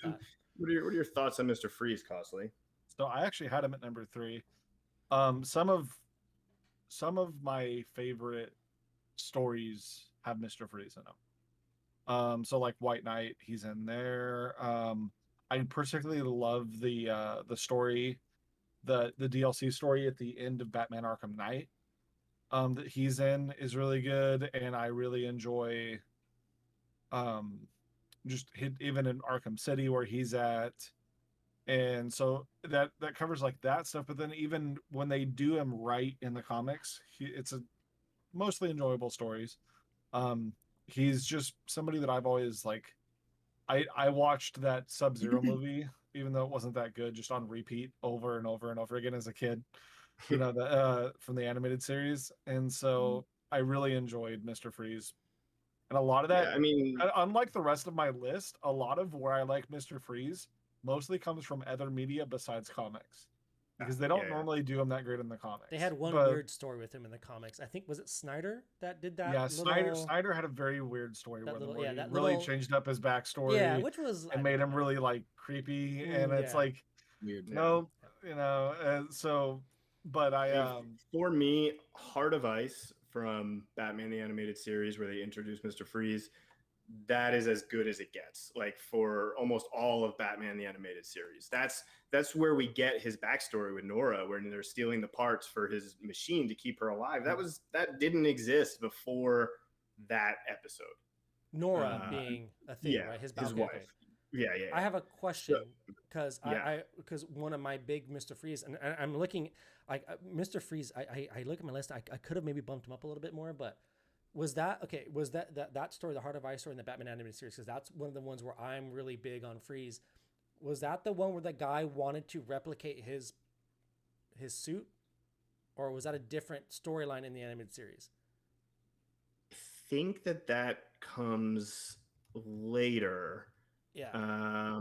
Because I'll That's say Meltdown, I think. I don't know what like I don't even know they had little like names for the story arcs in the animated Oh series, yeah, but they have those little title cards at the oh yeah, they beginning did, of they every did. episode. I just that- remember yeah.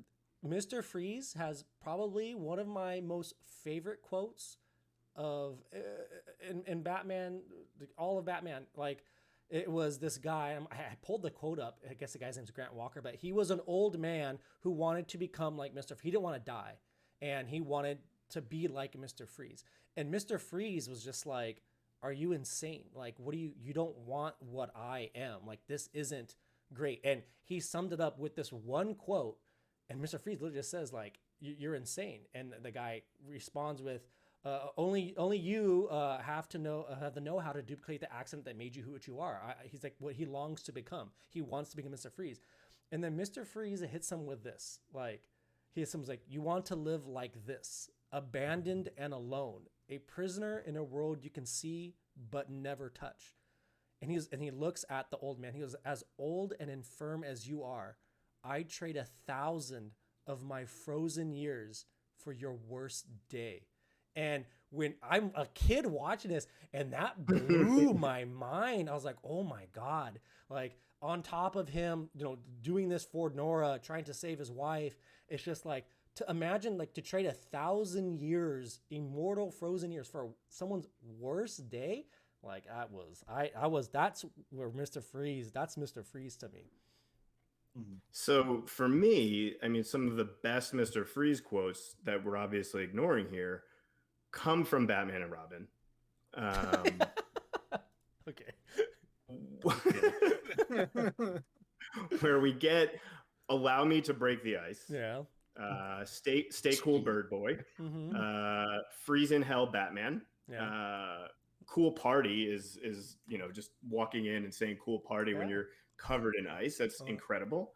No, I mean, I know that Arnold Schwarzenegger was over the top. It was a preposterous thing. I genuinely love those movies from Joel Schumacher because to me, they look like comic books, and I had a lot of fun with them. And they were the movies that were popular as I was growing up. But I between Batman the Animated Series, that appearance from Arnold Schwarzenegger, and then what they've done with him since, I think over the last 20 to 30 years, like he became something when prior to that he was just like one of the weird Kite Man, Calendar Man, like just random gimmick guy, and they really turned him into this compelling thing. Hey, whoa, that's disrespectful to Kite Man. Kite Man made none of our lists. I don't want to hear it. He made none of our lists. I will say I greatly agree with Zubaz there on those movies were special to me as a kid. So like even him being in there puts him like somewhere on the list for me just because of those movies. And then even further than that, he's become such like a bigger Batman villain that he's appeared in a lot more stories to the point where even and not for like huge spoilers for Titans, and I don't want to say what happened, but he killed a major character. So, My God, how dare you? I just said he killed a major character. I didn't say that who he killed, but I just to the point where like he's become that important is my point. He's so. All right, so let's get into to 2 and 1 here, and this was interesting. So these characters were not this way 15 minutes before the podcast, and then somebody changed their list, and like I don't know if they knew what was coming and wanted to switch it, but we had a flip-flop at the last possible second. So our number Did these two flip? Wait, are these the two that flipped? These are the two that flipped. So they were number 1 and 2, and then now they are a different 1 and 2. Now they're just 2 and 1. First place moved to second place. Second place moved to first place. Okay, so these two characters just flipped. Yeah. Yes, that is exactly what I said. Yes. Okay. Just making sure. Just making sure. It's getting late. Okay, my brain is. I get it. But we're almost done here. Number 2. I don't know if it's been clear, as I've mentioned, who my favorite character is. This is not his baseball team in particular. These are the clear and question marks from Chicago, Illinois. But number 2 is Riddler, which surprised me. I know that I love Riddler, but I was surprised that he made it that high. he was number one on my list. He appeared kind of middle of DaBoy, bottom of Josh's list because Okay, Josh that dropped makes, him I dropped him. Yeah. substantially. And he was number one for Costly as well.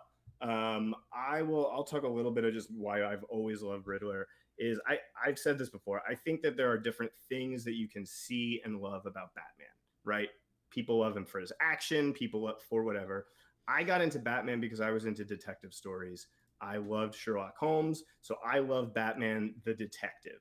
And Riddler for me is a villain that they specifically created to solve the problem of like Batman is hardly being a detective at this point. And that's because you would show up to a crime scene. Well, everybody's covered in ice. Not much for me to really deduce here, right? Everybody's got plants all over them. Oh, here's a playing card at the scene. There was nothing that was challenging Batman intellectually. He would know exactly who did it, and it was all about the chase at that point. Riddler drew it back into battling wits, right? Riddler's whole reason for being is to prove that he is smarter than Batman. And yes, he's gimmicky. Yes, he's got these kind of game show elements, puzzles, and all these kinds of things that make him a little bit hokey a lot of the time, which they've rectified in recent years by making him terrifying in terms of like what he can do with like the internet and hacking and all that kind of stuff. They've, I think, modernized him in a really good way. But I've loved that they make Batman have to be smart again, and that is why I love Riddler. I think the new That's- Batman movie is gonna Yes. do that. Yeah. So which is He's gonna going to nice be to see. creepy. I mean, it's Paul Dano. It's going to be creepy Riddler. Yeah, We had the Gotham Riddler was interesting, but we've had so many different Riddlers too. We had Frank Gorshin, who's a joke. We had Jim Carrey, who was this bigger joke, and then we got into like some of the creepier ones. We had the animated series. Like he's been all over. He's also been a good guy. They did that run where he was a consulting detective working with Batman. Paul Dini wrote those comics. Those were really, really cool, really, really good. And so because just he's had this wonderful evolution and he's just a super genius, those are the stories that I've just always been drawn to. He's also in. Isn't there a show that's like about? There's a show that's about Batman, but not Batman. Awesome. Yeah, he's in that show too, right? Yes. Yeah. Yeah, and that's more of like kind of him getting started. He's more politically minded in that show, which again plays just into the idea of him being like a super genius. That's that element. I love that aspect of him. Is he reflects Batman to me because he also does not have any superpowers. He's just a very, very smart guy. They've developed his childhood over time to show the trauma that led to him becoming the way that he is. Where did Josh, where did you drop him? He is number 9, and he went from 5 to 9. Okay, I have him at 5. Yeah, I dropped him. Dropped his ass. Costly, what's your Riddler take here? Because you also have him at number 1. So yeah, I have him at number 1 because for a lot of what you were talking about, I think the most interesting Batman stories are the detective stories. And so for me, he's always been interesting. I think they did a pretty little interesting thing with him in the Arkham games, where like he's just like these side puzzles you got to go do and everything. But I think they did him exceedingly well in Arkham Knight, where it was the side puzzles like in the first 2 games, then eventually led up to a whole story with Riddler. Those side puzzles were so annoying. Oh, dude, I completed all of them. I completed all of them on Xbox and on PS4. So you did them twice? Yeah, and then on New Game Plus again. But yeah, anyways. So and then it's like for me, Batman Hush is a great story, and he ultimately ends up being the villain behind everything there. Huge spoiler alert on that. Dropping bombs. Dude. Costly, first you told everybody that Bruce Wayne was Batman. Like, the heck, dude? That book has been out for a while. Okay, there's even more to that I won't reveal. Okay, anyways, some of the best Batman stories he's in, right? And then for me, I love like trying to figure out like the riddles too. That's always fun. And then in Batman Earth 1 Volume 2, I liked him in there because I think Batman Earth 1's a great book, but then even in there, I had a lot of fun reading him in there. But particularly, one of the things that sticks him higher up on my list for me, all the way up to number 1, is a couple years ago, maybe it was even a little bit longer, DC did collected volumes called Batman Arkham, and then they had Batman Arkham Mr. Freeze, Batman Arkham Riddler, and like basically it was just a collected volume of a bunch of it's basically omnibus size, but they were paperback, and it was a bunch of stories. I have all of them, and the only one that I have read every single story and not skipped some in was the Riddler one, because it was just everything was entertaining to an extent. You know, some of them were frustrating, some of them were stupid, but for the most part, like I still stuck through all the stories in there. So for me, he ends up high on that list just because I find his stories the most interesting. If you are listening to this and you are like a Riddler non-believer, today in Josh's chat, I posted like my kind of top 10 Riddler stories. I'm happy to send that to whoever is interested. I'm not happy if you sent that. Was a Josh Orr's chat exclusive. It was a Josh Orr's cut. Okay. Go to Josh Orr's channel, watch the video on demand, and watch the chat scroll. It's when Josh is doing his Josh eToons trademark. Registered trademark, sorry. On Riddler. You'll see it in the chat. But yeah, and I can tell you where to get, because not all of them are available on DC Infinity or Comixology. Some of them you have to actually buy copies of, which is cool. So let's just finish it off here. Number 1 has to be number 1. Let's just real quick down the list. Honorable mention, we had Phantasm. 7th place, Scarecrow, Harley, and Ra's al Ghul. 6th place, Clayface, Poison Ivy. 5th is Joker. 4th is Bane. 3rd, Mr. Freeze. 2 is Riddler. The number 1 Batman rogue of all time, Two-Face. Wait a minute. DaBoy's got his fist up like he's at the Olympics. DaBoy, why are you so happy about Two-Face at number 1, who by the way, you had ranked number 1? I have him ranked number 1. And it's actually, you actually mentioned it in a chat. I don't remember which chat it was. It was like a couple days ago when Batman 1500 chat. I was having this conversation with Uncanny Dash, who also Two-Face is his favorite villain as well. Yeah, I think that he like provides the greatest contrast of Batman villains out of all of them, because he kind of rides that same line that Batman does, right? Where he wants to make things right, but he's okay being bad to do it, right? Or he wants to make things a certain way, but he's gonna be bad doing it. Now Batman is doing good things, but he is a vigilante, right? So I think that for me, because of the parallels that you can draw between Two-Face and Batman, I think that's, to me, why he's number 1. Yeah, I mean, I can elaborate on some of those things that we mentioned in that conversation too. So So for starters, I mean, you've got Two-Face literally has 2 sides of him. Batman has Batman and Bruce Wayne. You've got that reflection as well. One of the things that I pointed out too is Two-Face is literally just the extremes of Batman. Batman is law, he is order, but he's a vigilante that's working outside of the law, right? He has his own moral code that he's enforcing, which is great, but he's also a vigilante that's not approved by the police department or something like that.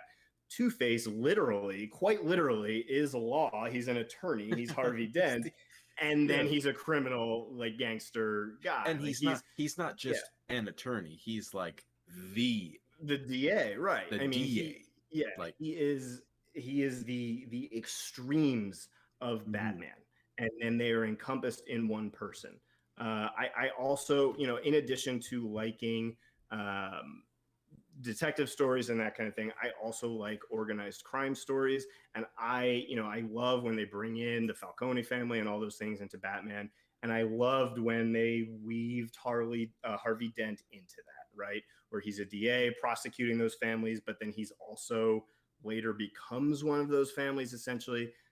I think he's a really good villain. I do, he's gimmicky, right? He's a guy that walks around in these half suits half the time. Like the Tommy Lee Jones version was absurd. The Aaron whatever his face is version was trying to be realistic, and you were looking at it and being like, okay, this is absurd too. When you think about it too much, it's weird. But in the context of the stories, how he's presented, I think he is just, if you like Batman, he is Batman on steroids. And so to me, that makes him a really good Batman villain. I'm looking at Where did you rank him, Zubaz? I had him at 3. I had Riddler, Poison Ivy, Two-Face at 3. I'm looking at my list. I also had Two-Face at 3, but I'm like thinking about it, looking back. I think I would 100% swap Freeze with Two-Face. That's just me. I would put Freeze at 3. I'm looking at my note. Because I'm like, I like Two-Face. I like everything you guys just said. I really, really do. But I think I like Freeze more, I think. So I know. I feel like I goofed. I should have made that change. But I will say I agree with everything that was said as well. Two-Face is my number 2. He's right underneath Riddler for me. Like, I mean, right underneath there, where it's like, when a new story gets started and they're like, oh, we're doing something with like an original villain for Batman in current comics, I'm hoping for Riddler. If it's not Riddler, I'm hoping for Two-Face. Because I just find he is like, literally everybody wants to talk about how Joker's like the dark mirror for Batman, but it's like Two-Face is literally just like Batman's reflection in the mirror. You know what I mean? Like to an extreme. But for me, it's just like, there's been lots of things, and especially because we're talking about like all media too, not just comics. Right. I think he has the best representations, even with the Tommy Lee Jones one being out there in other media, where it's like, he was a pretty decent villain in the Arkham series. His stories were always kind of interesting, or when you ran into him, it was interesting. The Aaron Eckhart version in Dark Knight is great. Mm-hmm. As well as the current animated movie that just came out, the 2-parter, The Long Halloween. If you've never read The Long Halloween, it was my first Batman comic I ever read, so that's also where, a lot of this comes from. But the comic's great, but if you don't have time to sit down and read a comic and you just want to watch something, that Long Halloween animated 2-parter is really good. It's really, really like they did an amazing job with it. Real good. Question. Go ahead. One of my biggest problems I had with that I thought I was gonna have a problem, and then I ended up not having a problem, was Jensen Ackles voicing Batman, because he's Red Hood. Well, because he's Red Hood and Under the Red Hood, but he did an amazing job as Batman. It's just I thought I was gonna have a problem with it. So, but for Two-Face, he's also I think he's a great villain, and that movie, I can't recommend that movie enough. That movie's great. I have a question, Zubaz. What were the scores for 1 and 2? So the final scores after we flipped. Now let me I'll tell you what they were and then what they flipped to. Previously, Riddler was actually number 1 at 32 points, with Two-Face at 28 points. And then with the last second revision, it actually flipped pretty substantially. Two-Face moved up to 35 points, Riddler at 28. I had Two-Face at 10 originally. Right. I had him at number 10. Bumped him all the way up. And then I bumped him all the way up to number 3. You dropped Riddler, yeah. And I think I thought that way because I was thinking about the Long Halloween movie, and I think I got more of the sense of Two-Face from that. And I kind of reflected on it more. And then I thought, okay, I really, really enjoyed like his storyline in The Dark Knight, and again, Aaron Eckhart's version of it. And so like that to me, I felt like, if I didn't watch The Long Halloween, I probably wouldn't have put Two-Face on the list at all. But I just also, if you haven't been obsessed with him in the game this month, I think that heavily influenced how much you love Two-Face, because you keep playing with him every day, and you've got this recency bias where you're like in love with Two-Face right now. I don't know, because originally I had Two-Face. I had Two-Face at number 10 in media. And then it was, I thought about the Long Halloween, that made me think. And then, so I mean, not a recency bias, even though Two-Face is amazing in game. Right. Well, that's kind of where we're at for these lists. I'm going to read them off real quick. And again, we really the reason we did this, we want you to engage with us. We want you to sound off in the comments. If you want, we've also got a Discord server that we've kind of been overhauling. You can argue and fight with us about our rankings in the Discord server. Feel free to @ us, and specifically Josh. He loves being added to defend his rankings here. Our in-game rankings: number 7, Grundy; number 6, Mr. Freeze; number 5, Two-Face; number 4, Clayface; 3, Black Mask; 2, Riddler; 1, Harley Quinn.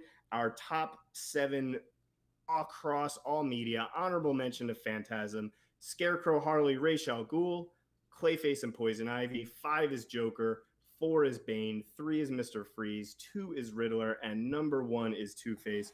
Give us your lists. Let us hear it. I think that's all we've got tonight. That's going to be one of our big celebratory episodes of Batman Month. We hope to see you guys at a new episode soon when we've got maybe some new tunes. Maybe we'll be talking about raids. Anybody else got anything else for tonight? Zubaz, you did a great job. Yeah, this was great. This was great. To the point where I wouldn't even mind doing this for Bat Family. But yeah. Okay. We'll see if we can fit that in somewhere. But yeah, Costly's list. I didn't have Batman in my top 10. Now let me tell you why. Oh man. All right, guys. Well, I had fun. We hope you had fun. Please let us know what you think of our lists. Maybe at some point I'll post a whole spreadsheet so you could see. I know that some other podcasts that play other games, they sometimes do that with their tier lists. Yeah. So we could do that too. Ranking list. Yeah, not a tier list. Tier lists are for idiots, but not this. Yikes.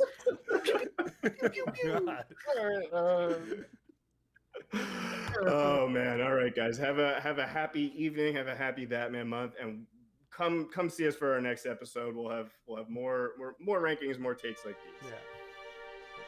Bye.